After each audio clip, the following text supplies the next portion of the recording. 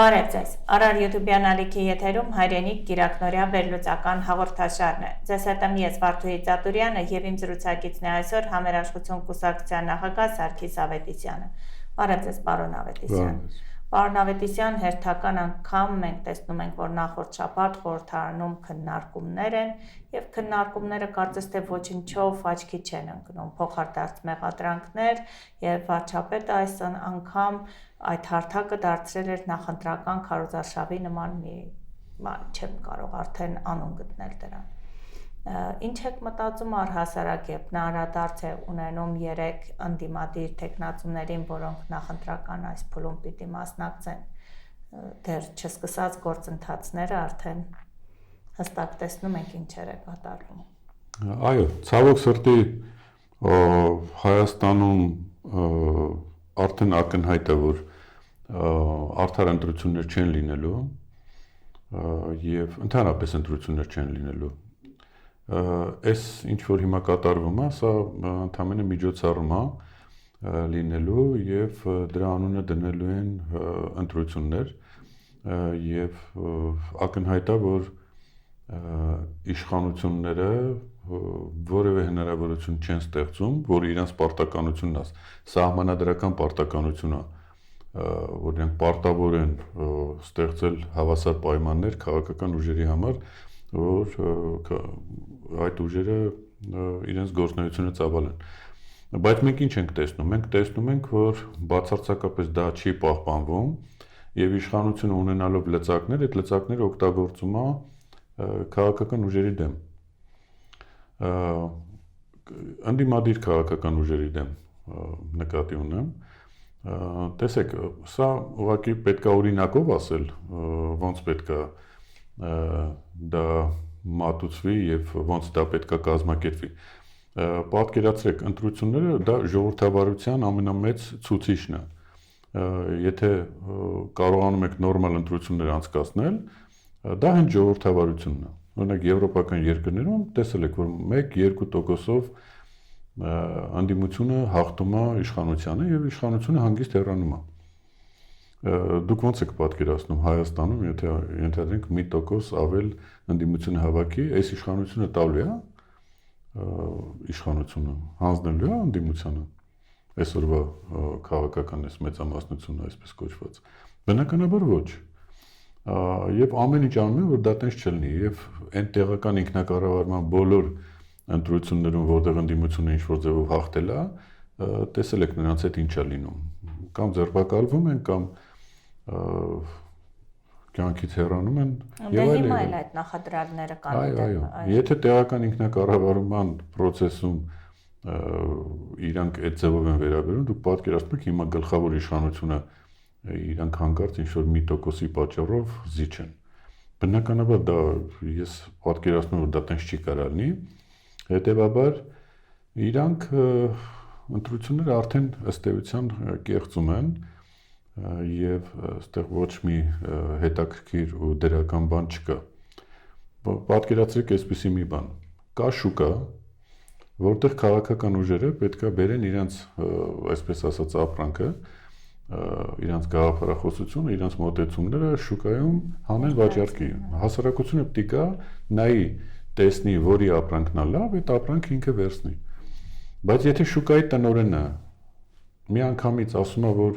այս մարդուց չառնեք, որովհետև իրենց ապրանքը փչացած է, բան եւ այլ, չնայած դա տենց չի, բայց ինքը տենց ներկայացնում է։ Եվ ասում է, եթե հանկարծ դուք իրանցից ապրանք առնեք, ուրեմն շուկան փակվելու է։ Շուկան ընդհանրապես չի լինելու, դուք էլ սովից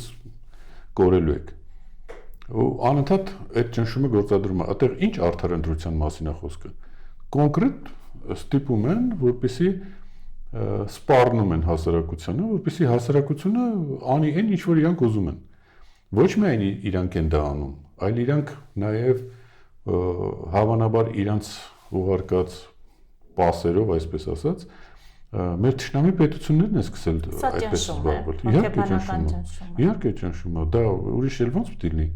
Մինչև իհարկե հիմա այդ ճնշումները վերջում կդառնան արդեն կոնկրետ ֆիզիկական ճնշումներ, եւ մեր հասարակության մեջ կսկսի քաղաքացիական բախումներ։ Դա այս ճանապարհը ուղիղ տանում այնտեղ, ոչ մի այլ տարբերակ չկա։ Եթե իշխանությունը կոնկրետ իշխանությունը օգտագործելով իշխանական լծակները դրել է ու խայտառակում է ընդդիմությանը կամ այլ ուժերի։ Ասում են, որ դրանք եռագլուխ են, ասում են, որ դրանք պատերազմի կուսակցություններ են, ու հազար մի բան ասում, իհարկե այդ 99%-ը այդ ճիշտ չի այդ ասածների, բայց ինքը լծակներ օգտագործելով ասում է այդ մասին։ Իդեպ ընդդիմության աշխատանքն էլ համարեց, որ աշխատավարձ եւ պարգևավճար ստանալու համար են գալիս։ Այսինքն տեսեք, վարկաբեկումը անընդհատ օգտագործելով լծակները, իր պետական լծակները վարկաբեկում է ընդդիմությանը։ Հիմա այդտեղ ինչ արդար ընտրության մասին է խոսքը։ Արդար ընտրությունը նա է, երբ որ արդեն ասացի, որ պետք է հավասար պայմաններ ստեղծվի բոլորի համար։ Եթե դու ժողովրդավար ես, չէ՞ որ դուք հռչակել եք, որ դուք ժողովրդավարության բաստիոնն եք։ Եթե դուք ընտրություն, ես վստահ եմ, իրանք չեն կարող այս ընտրությունները անցկացնել, այս ընտրությունները արդյունքում չեղարկվելու է։ Իսկ ինչ վերաբերվում է դրսի ուժերին, այնքան ակնհայտ է։ Տեսեք, երբեք Հայաստանի ներսում մեր ներքին գործերին ոչ ոք չի խառնվել։ Ամենայն դեպս բացահայտ։ Ոչ ոք չի ասել, չի հայտարարել, որ այս տեխնացուին պետք է ընտրեք, այս քաղաքական ուժին պետք է ընտրեք, եթե չընտրեք, դուք խնդիր կունենաք։ Հիմա տեսեք ինչ է ստացվում։ Թուրքերը ասում են ում պետք է ընտրել։ Ադրբեջանցիք ասում են ում պետք է ընտրել։ Ռուսները ակնարկում են ում պետք է ընտրել։ Ամերիկացիք, եվրոպացիք, հեսա կգան եվրոպացիք կասեն ում պետք է ընտրել։ Էլ թողում եք այս հասարակությունը, որ ինքը որոշի ում պետք է ընտրի։ Այսինքն դրսից միջամտություն է կանում, ուղիղ միջամտությունն է մեր ներքին գործերին։ Տեսեք, վերջերս հայտարարում է Ալիևը, որ իր այդ խորհրդականի բերանով հայտարարում է, որ դա սահմանադրությունը փոխելը եւ մեծամասնություն հավաքելը այս ընտրություններում, այսինքն այս իշխանությունը վերարտադրվի եւ սահմանադրությունը փոխի, դա պայման է խաղաղության պայմանագրի համար։ Դա պայման է։ Այսինքն ոչ թե առաջարկում է, ոչ թե ինչ-որ կարծիք են ասում, այլ պայման են դնում, այսինքն Ադրբեջանը ուղիղ միջամտում է Հայաստանի Հանրապետությունում ընտրությունների հարցում ու ցույցում է տալիս։ Ինչ է նշանակում խաղաղությունը չէ։ Այս մարդը ասում է, որ եթե ինչ չընտրեք, պատերազմ է լինելու, նա այնտեղից ասում է, եթե իրան չընտրեք, խաղաղությունը չի լինելու, չենք ստորագրելու, այսինքն դուք ստիպում եք, որ մարդիկ իրանց կամքին հակառակ գնան անեն ձեր ասածը։ Խաղաղությունը կախված է անձերից, կարելի է փաստել։ Խաղաղությունը այդ երբանից է այդպիսի դիվանագիտության հարթակ։ Դա դիվանագիտություն չի, դա նայած է, որ այստեղ բացարձակ իշխանություն չկա, այնքան թույլ է իշխանությունը, որ բոլորը իրենց պատկն են համարում միջամտեն մեր ներքին գործերին։ Թուրքիայում ասում են, որ աչքի լույսի պես պետք է պաշտպանել այս իշխանությանը Նիկոլ Փաշինյանին, որովհետև ինքը եւ սկսում են գովասանքի խոսքեր։ Թուրքերը գովասանքի խոսքեր են ասում եւ ասում են աչքի լույսի պես պետք է պաշտպանել իրան, որ ինքը մնա իշխանության։ Ռուսները մի այլ բան են ասում։ Ռուսները ակնարկում են, որ այսպես, այսինքն բոլորը իրենց պարտքն են համարում միջամտեն Հայաստանի ներքին գործերին։ Երբեք այդպիսի բան չի եղել, երբեք, այդ որ ասում է կախված էինք բան եւ այլը, մենք երբեք ոչ մի պետություն չի միջամտել, բացահայտ չի ասել, ամենայն դեպս բացահայտ չի ասել, որ այս sense պետք է անեք ու պարտադրելա, որ sense պետք է անեք։ Հիմա մենք խայտառակ վիճակում ենք։ Ինչ ընտրության մասին է խոսքը, Հայաստանի Հանրապետության քաղաքացին գնա ում ընտրի։ Այսինքն այդ սպառնալիքների տակ ստիպված ինչ-որ չուզելով ինչ-որ բան պետք է անի։ Տեսեք, մենք լուսաբանման հավասարության խնդիր ունենք,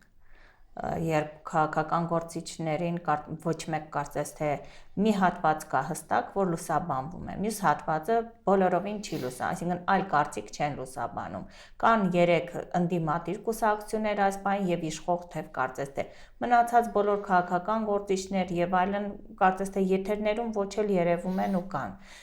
Ինչու է այս խտրական մոտեցումը ի վերջո դեռ չսկսված նախընտրական քարոզարշավի բուն փուլը պաշտոնական, արդեն իսկ կարծես թե երևում է, որ ընդամենը 4 քաղաքական ուժ է դաշտում, ինչու։ Նայեք, նույն խնդիրն է, այստեղ իշխանությունը, ինչու՞ չէ, նաև ընդդիմությունը լրատվա միջոցները, ԶԼՄ-ների մասը բաժանել են իրար մեջ ու ամեն մեկը իր կողմից վերահսկում է։ Հələ ընդդիմությունը հասկացանք, որ ընդդիմադիր դաշտում գործող ԶԼՄ-ները կախված են այդ ուժերից, նրանց կողմից են աջակցություն ստանում, այդ հասկացանք, բայց որ պետությունը, իշխանությունը, որը պետք է հավասար պայմաններ ստեղծի, այս մարդիկ չեն հասկանում, որ այս երկիրը Հայաստանի Հանրապետությունն է, որ ստեղ վարչապետը բոլորի վարչապետն է։ Այնպես չի, որ միայն իր ընտրողների կամ ինքը ում սիրում է դրա վարչապետն է։ Օրենքներով ինքը պետք է հավասար վերաբերվի բոլորին։ Անկախ նրանից դու նա քեզ ընտրելա չի ընտրել, դու պետք է վերաբերմունքդ նրա հանդեպ, քաղաքացու հանդեպ ունենաս հարգալից եւ հավասար պայմաններով, որովհետեւ օրենքները դա են ասում։ Դուք էլ ասում եք, որ մենք օրենքի երկիր ենք ստեղծել, բայց դա այտենց չի։ Դուք ասում եք, որ նրանք, ովքեր ընտրում են ընդդիմությանը ու վատ բառեր։ Այսինքն եւ հետո ասում ես, որ ես չեմ կարծում, որ մեր ժողովուրդը այնքան վատն է, բա որ պարզվի արդյունքում, որ ժողովուրդը մեծ քանակությամբ ընտրել է անդիմադիր ուժերին։ Ստացվում է, որ դու ժողովրդին ասում ես այդ բառերը, վատ բառերը։ Ես հիմա չեմ ուզում կրկնեմ եթերում, բայց շատ վատ բառեր։ Պարզ է, չէ՞, բոլորս լսել ենք, բոլորս տեսել ենք։ Ընդ որում ուղիղ եթերում է դա ասում։ Ուղիղ եթերում դա ասում է։ Ի վերջո եկեք փաստենք, որ մեր քաղաքական խոսույթի մակարդակը բավականաչափ իջել է եւ մենք գրեթե գրական խոսք եւ կիրթ խոսք չենք լսում։ Մենք լսում ենք տարական ցածրակարգ մակարդակի մի խոսք, որը բոլորովին էլ հարիր չէ երկրի ղեկավարի խոսույթին։ Մենք հիմա չենք թիրախավորում, պարզապես փաստերը պիտի արձանագրել եւ հետեւություններ անել, ինչ է տալիս սա մեր հանրությանը։ Տեսեք, բնականաբար այդպես է, երբ որ փողոցի խուժանը գալիս է իշխանության, ասենք երեկոյան ինքը փողոցային ինչ-որ մի խուլիգան էր կամ խուժան, առավոտ падգամավոր է։ Ինչ եք կարծում, այդ մի քանի ժամվա մեջ ինքը դառնում է քաղաքական դեմք, երկրի մասին մտածող, բարձա որ ինքը փողոցի սովորությունները պետք է բերի մտցնի իշխանության մեջ։ Իշխանությունն էլ այդ օգտագործում է լծակներով ու բան անում, ճնշում է գործադրում հասարակության մյուս մասի վրա։ Եվ այդտենց իշխանությունը պահում են։ Հետևաբար շատ ակնհայտ է, պետք չի ես իմ ինչ հանճարեղ դեմք լինել, որ հասկանալ, որ այս ամեն ինչը տանելու է ի վերջո բախումների, քաղաքացիական բախումների։ Տեսեք, ցանկացած բարագայում, Լավ, ինչ անել, որ խուսափել եւ տեսեք, նայեք։ Հիմա ցանկացած ինչ որ միջոցառում, որը լինում է, եթե մի քիչ երկարի բախումները սկսում, ոստիկանությանը բերում են, լցնում են ժողովրդի վրա։ Ակնհայտ է, չէ՞, որ ուժեղ կոչված Հայաստանը չի կարա, չէ՞, փախնի այդ ոստիկանության, այսինքն բախում է սկսելու։ Ուժեղները հո չեն փախնում, ուժեղները կռվում են, չէ՞։ Հիմա եթե դուք դաշտում մտնում եք, իշխանությունը բիրտ ուժ է գործադրելու,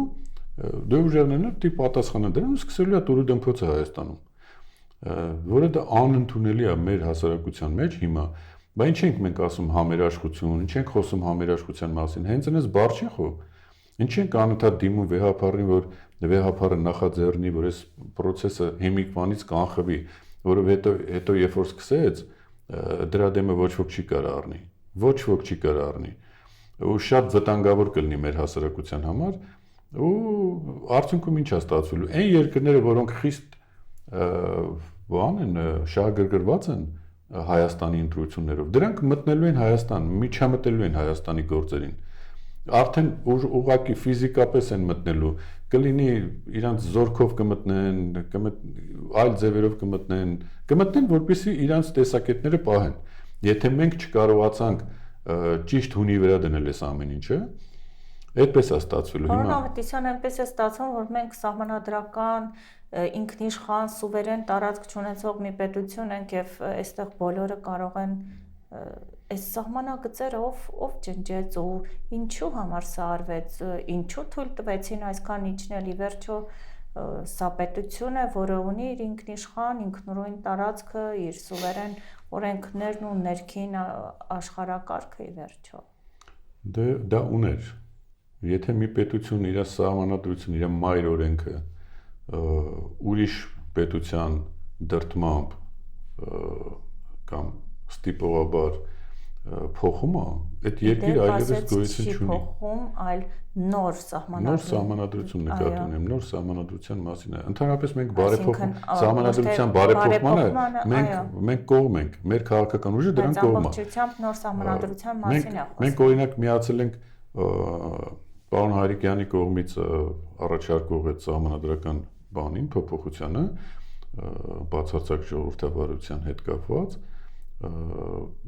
եւ մենք ուզում ենք, որ սահմանադրությունը բարեփոխվի եւ կառավարման համակարգը փոխվի, բայց սրանք ինչ են անում։ Այս իշխանությունը ինչ է անում։ Այս իշխանությունը ասում է կառավարման համակարգը, այսինքն քաոսը, որ հիմա ստեղծվել է, այդ քաոսը մնում է նույնը, ընդհանրապես երկու բան ենք անում, որ հեղումը հռչակագրին եւ Արցախի հետ կապված հարցը։ Այն ինչ որ պահանջել են այդ ադրբեջանցի կոչվածները, նրանք պահանջել են, սրանք էլ հանում են։ Այսինքն խոսքը գնում է ստիպողաբար ինչ որ գործողության, որ ստիպված են անելու։ Հետևաբար ինչ ինքնիշխանության մասին է խոսքը։ Վաղ կարող է այդ պահանջ դնեն ադրբեջանցիք եւ ստիպված են սրանք կատարելու։ Որպեսզի դա տենց չլինի, եւ մենք հասկանում ենք, որ իշխանությունը այսօր ընտրություններով հնարավոր չի փոխել։ Եվ ես չեմ հիշում մի դեպք, որ Հայաստանում ընտրություններով, բացի առաջի ընտրությունից, որ Հայաստանում ընտրությունով իշխանությունը փոխվել։ Այդտենց չի լինում Հայաստանում, չկա այդտենց նախադեպ չկա։ Եթե այս մարդիկ այնքան խելացի կլինեն կամ հենց այս գործող վարչապետը այնքան խելացի կլինի ու այնքան կսիրի ժողովրդին, որ անընդհատ սրտիկներ է ուղարկում ժողովրդին, ընտրության արդյունքում եթե պարզվի, որ ընդդիմությունը ավելի շատ ձայն ունի, ինքը հանգիստ հանձնի իշխանություն ու գնա, կասենք, որ մենք ներողություն կխնդրենք, կասենք մեր կարծիքը սխալ էր։ Բայց մինչև այսօր բոլոր ընտրությունները ցույց են տվել, որ այս մարդիկ գնում են ուժային տարբերակին։ Ընդդիմությունը հաղթում է, այդ հաղթող տեխնացուին ձերբակալում են կամ մի այլ բան են անում։ Այսինքն չեն թողում, որ ժողովուրդը իր ընտրությունը վայելի։ Եթե ինքը կհաղթի, թող հաղթի ընտրություն։ Եթե արդար ընտրություններում ինքը կհաղթի, բոլորը կլսեն իրան, կենթարկվեն իրան, որովհետև ժողովրդի կամքը տենց է երևում ընտրության միջոցով։ Իսկ եթե դուք ստիպում եք ժողովրդին ուրիշ հնարավորություն չեք թողում, ընտրության հնարավորություն ժողովրդին չեք թողում։ Ասում եք, եթե ուրիշ ընտրություն անես,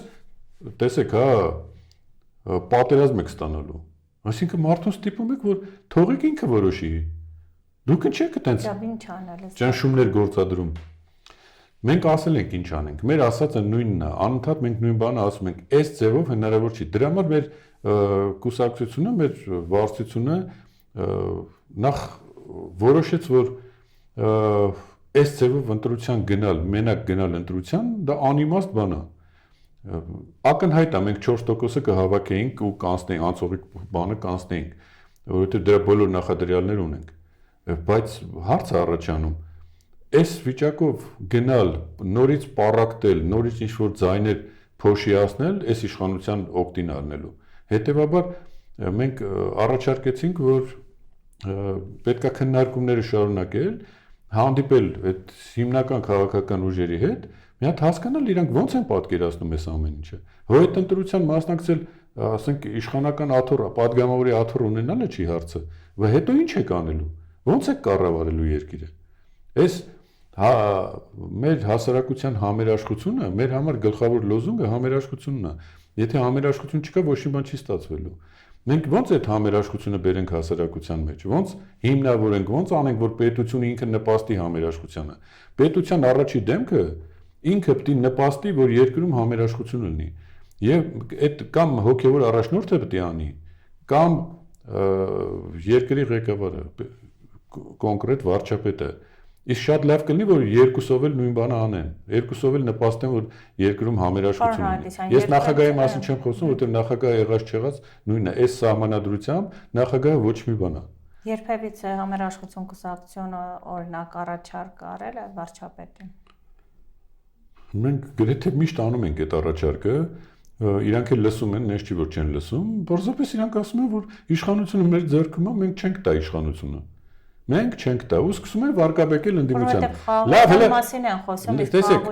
խաղաղությունից մեկը հենց Համերաշխությունն է։ Դե եթե Համերաշխություն չկա, խաղաղություն չի կարող լինի։ Դու այդ ասենք քո հակառակորդի հետ խոսում ես այդ թեման, նրանք էլ այդ բանը օգտագործելով ասում են, եթե իրան չընտրեք, խաղաղություն չի։ Մեկը հարցնի, ինչի պետք է չլինի այդ խաղաղությունը, կարաք ասեք։ Ինչի պետք է խաղաղությունը չլինի, այսինքն ո՞նց եք դուք պատկերացնում, եթե այս մարդը չլինի, ուրեմն Հայաստանը վերջացավ։ Այսինքն այդ տրամաբանությամբ Ալիևը կոնկրետ ցույցում է տալիս, ասում է, որ պետք է գնալ իրան ընտրել։ Ժողովրդինը սպառնում են, որ գնացեք արեք այս ուղղությամբ։ Բայց նա փաստացի փորձում են գծել ընդդիմադիրների վարքագիծը, կատարած աշխատանքները, նրանց ունեցվածքն են թուփ մեջ բերում, թե որքան ունեցվածք ունեն, եւ դրա օրինական ծագմանն է վերաբերվում նաեւ։ Այս ամբողջը կարծես թե ստվերում է ընդդիմության աշխատանքը, ինչու։ Մենք պիտի ունենայինք ի վերջո այնպիսի ընդդիմություն, որը անխոցելի լիներ, թե այդպես չի լինում։ Տեսեք, եկեք երկու մասն խոսենք։ Եվ ընդդիմության մասը եւ իշխանության մասը։ Այո։ Հələ ընդդիմության մասին չեմ խոսում ես։ Ընդդիմությունն էլ ունի իր բազմաթիվ թերությունները։ Մենք հիմա իշխանության մասին ենք խոսում։ Իշխանությունը իր լծակները օգտագործում է, որ ինքը մնա իշխանության եւ որևէ քայլ չի անում կոնսոլիդացնելու հասարակությանը, համերաշխության սկզբունքը դնել, ինքը ընդհանրապես պարակտում է հասարակությանը։ Ինքը կոնկրետ իր լծակներով պարակտում է հասարակությանը եւ դրան վրա են հասնում թուրքերը, ադրբեջանցիները եւ մնացած բոլորը, ովքեր շահագրգռված են այստեղ պարակտել մեր ազգին պարակտել։ Այս պարակտումը մեր համար ամենամեծ ճշնամին է։ Մենք միշտ խոսել ենք այն մասին, որ երբ որ հայերը միասնական են, հաջողությունը ակնհայտ է, երաշխավորված է, հենց պարակտված են, ոչ մի բան չի ստացվում։ Դե դրա համար պետք է այն հիմքը, այն քոքը որն է, այդ համերաշխությունն է, այդտեղից պետք է սկսել։ Հիմա ասում են, որ երկու մարդ կարող անի դա, հոգևոր առաջնորդը եւ երկրի ղեկավարը, փաստացի ղեկավարը։ Փաստացի ղեկավարը պարզավոր չի անելու, մնում է հոգևոր առաջնորդը։ Հոգևոր առաջնորդը քար լռություն է։ Ինչ գրում ես, ինչ ասում ես, առաջարկում ես բաց նամակով կուսակցությունը դիմելա, քար լռություն, ոնց որ իրանք կապ չունեն, իրանք այս երկրից չեն ուզում խառնվեն, բալա վաղը որ սկսեց այս ամեն ինչը բախումները քաղաքացի, ինչ եք անելու։ Ոնց եք գալու ընկնեք այդ ժողովրդի արանքը չթողեք որ իրար, չէ որ դրանք մեր եղբայրներն են։ Բայց ինչի է ցես թվում որ քաղաքացիական բախումներ կլինի, ինչ հիմք։ Շատ բարձ բան է։ Շատ ակնհայտ է, որ ընտրությունները արդեն կեղծվում են ընտրությունները։ Նախընտրական փուլը կեղծվում է։ Լավ, լինենք շատ լավատես, մի քիչ սպասենք, թող կուսակցությունները գրանցվեն, օրինական քարոզարշավը սկսվի։ Օրինակ դուք ո՞նց եք պատկերացնում։ Լուրջ մարդը կարող է, ասենք, այտենց կարծիք ունենա, մտածի, որ հիմա իրար ուտում են, բայց հենց որ քարոզարշավը սկսեց, արդեն սկսելու են բարի քննարկել իրար հետ, համերաշխությունից խոսել եւ զիջել իրար։ Մենք տեսնում ենք 8 տարի այդ կառուցողական մոտեցումը չկա, եւ ընդդիմադիրների եւ իշխանավորների կողմից երկուստեք մեղադրանքներ են։ Նայեք, հասարակ բան եմ ասում, մենք դիմել ենք վեհապարին, թող մնացած քաղաքական ուժերն էլ դիմեն վեհապարին, ասեն, որ եկեք մի հատ վեհապար, այս հարցերով պետք է զբաղվել։ Մի հատ հրավիրեք քաղաքական ուժերին, ասեք, որ երկիրը մի տարի կործանան։ Այս ուժին էլ իշխանությանն էլ հրավիրեք, չեմ ասում մենակ ընդդիմադիրներին։ Բոլորին պետք է հրավիրեք, որովհետև այդ բոլորն էլ հայ են։ Հայ մարդիկ են, մի մասը շեղված կամ մոլորված։ Հիմա մի հատ կանչեք, նստացրեք իրար կողքի, որ սա չդառնա մեր վերջի ընտրությունները։ Այսինքն եւս մի կանխատեսում այսօրվա այս գործող վարչապետի աթոռը զբաղեցնող անձի մի կանխատեսում իրականանա, որ եթե ես վարչապետ եմ, եթե ես չեմ, ուրեմն Հայաստանը վարչապետ չի ունենալու։ Հայաստանը վարչապետ պիտի ունենա, Հայաստանը պիտի դառնա նորմալ երկիր, բոլոր հայերը իրենց պիտի լավս գան Հայաստանում, իրար պիտի սիրեն, համերաշխություն լինի, ինչ քննարկում են համերաշխության մթնոլորտում պիտի քննարկեն, եւ բոլորը պիտի ծառայեն Հայաստանի զարգացման համար։ Ոչ թե ծառայենք այլ ազգերին իրանց շահերը բերենք մտցնենք ստեղ ու պարակտենք հասարակությանը։ Մենք դրան դեմ ենք։ Մեր ասած ընդամենը դա, ասում ենք եկեք, նայեք, մենք հանդիպել ենք բոլոր հիմնական քաղաքական ուժերի հետ, բոլոր, խոսել ենք իրանց հետ, բացի բնականաբար ՔՊ-ից, խոսել ենք իրանց հետ, բացատրում ենք իրանք ինչ-որ բաներ են ասում են պետքա պայքարել, մտնենք պայքարի մեջ, բան եւ այլն։ Ես ուզում եմ ասել, որ այդ պայքարը հասկացանք, եթե քաղաքական պայքար լինի, եթե իրականում դու կարողանաս քո ապրանքը մտցնես շուկա ու գովազդես, մարդիկ գան, քո գովազդն լսեն, մյուսի գովազդն լսեն, իրանք որոշեն ումից պետք է առնեն։ Բայց երբ որ ապրանքի մասին արդեն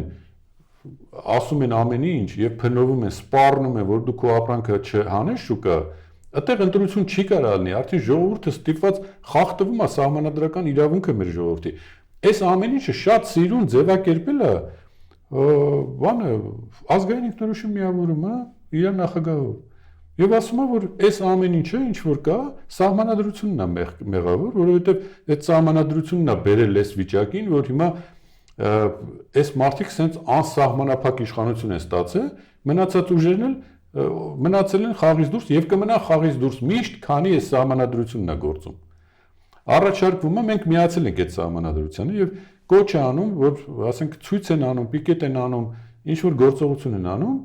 մենք միանում ենք դրան, որովհետեւ մենք էլ ենք կարծում, որ դա դրանով պետք է սկսվի։ Այսինքն պետք է այդ մայր օրենքը փոխվի, որ բոլորը որ իրավունք չունենան այդ ձևով վարվելու։ Հիմա ստացվում անենց, որ ժողովրդի երկիրը կառավարելու իրավունքը հավաքել են բոլորի ձեռքից, մի հատ պարլամենտական ընտրություն են դրել, երբ որ այդտեղ ինչ որ ձևերով մեծամասնություն է ստանում ու սկսում ես թելադրել, այսինքն բոլոր մնացած տեղական ինքնակառավարման մարմիններից մինչև հանրապետության նախագահ պարլամենտն է որոշում։ Լավ, ինչ կտա այդ հավաքը եւ ի վերջո կհաջողի։ Որ հավաքը։ Խոսքը սահմանադրական նոր սահմանադրության մասին է։ Նոր սահմանադրության մասին սահմանադրական բարեփոխումն է։ Ես նկատի ունեմ այն տարբերակը, որին միացել են 16 քաղաքական ուժ, միացել է դրան։ Հիմա պետքա դա գործի մեջ դնել, ամեն ինչ անել, որ այդ նախագիծը բացարձակ ժողովրդավարությունը, որի հեղինակը Հայրիկյանն է, դա դարձնել օրենք, դա դարձնել գործ, որ մտնի մեր կյանքը, որպեսզի մեր կյանքը բարելավվի։ Դա այնա, որ ինչ պետք է անել, որ իրավական դաշտում մենք ունենանք նորմալ հնարավորություն։ Պարոն Արտիսյան, մենք շատ լավ նախագծեր միշտ ունենում ենք, բայց այդ նախագծերը շատ հաճախ մնում են ստվերում, վատերը գործում են, անկատարները գործում են, լավերը մնում են թղթապանակի մեջ եւ դարակում։ Դե հենց պայքարի իմաստն դա է, որ հասարակությանը օգտակար չի լինում։ Հիմա պայքարի իմաստն դա է, կհասնենք արդյոք, որ ստացվի ինչ-որ մի բան։ Մենք պետքա պայքարենք, որ ստացվի։ Ոչ ոք չի կարող ասի ինչ կլինի։ Պետքա պայքարել, որ ստացվի։ Քրիստոսը որ դուրս եկավ իր գաղափարը տարածելու քրիստոնեությունը, ինքը ինչ գիտեր ստացվելու է, թե չի ստացվելու։ Ինքը պայքարեց մինչև ստացվի։ Ու դարեր շարունակ շարժվեց, գնաց, ստացավ, մենք էլ հիմա այսօր այդ ամեն ինչը։ Հիմա մենք պետք է պայքարենք, որ մեր գաղափարները ստացվի։ Դա ժողովուրդը չի անել, կամ այն քաղաքական ուժերը, որոնք բացարձակ չեն հասկանում ինչի մասին է խոսքը, քաղաքական դաշտ են մտել, կամ նորելուկ քաղաքական կուսակցություններ, որոնք չգիտեն, իրանք ինչ-որ մի քանի բան սովորել են ստեղից ընդեղից, կամ եվրոպական բաներից ինչ-որ իրանց ուղղություններ են տվել, իրանք այդ կրկնում են, իրանք չեն հասկանում, որ ինչ է հոգեբանությունը, ոնց կարելի է հասարակության հետ տենց վարել, կամ մեր ազգային սովորույթները, այդ ամեն ինչը շատ կարևոր է, որ քաղաքական փորձառությունը, բախենք մենք ասում, որ նորերը չեն կարող առանց հների, հները չեն կարող առանց նորերի, դրանք պետք է միասին լինեն, որ իրար օգնեն, որ ստացվի ինչ-որ բան, իսկ որ միակ ճանապարհը դա է, դա ակնհայտ է, ուրիշ որևէ ճանապարհ գոյություն չունի, չկա Հայաստանում հիմա մի քաղաքական ուժ, որը կարող ասի, որ ես կվերցնեմ իշխանությունը եւ կյանքը կլավացնեմ, բոլորը պետք է մտածեն, որ պետք է այդ միասին անել, մեր ասածը դա է, որովհետև միասնության մեջ է մեր ուժը։ Շատ երկար ժամանակ է այդ մասին ասված։ Բարի պարոն Արտիսյան, մեր ժամանակը սպառվեց, իսկ դուք հարգելի հետևորդներ հետևեք մեզ։ Ի սկզբանե հաղորդաշարը միտված է եղել միասնության կոչին։ միտված է եղել ոչ թե իրար դեմ, այլ իրար կողք կանգնելու, ունենալու հզոր հայրենիք, անկախ նրանից, թե որտեղ է գտնվում այդ հայը, իրար կողք կանգնելու համար ենք մենք։ Եվս մեկ անգամ իմ կոչը է, որ տորս միասնական լինել, որպեսզի ունենալ ուժեղ եւ հզոր հայրենիք։ Մնացեք խաղաղությամբ, Աստված ձեզ պահապան։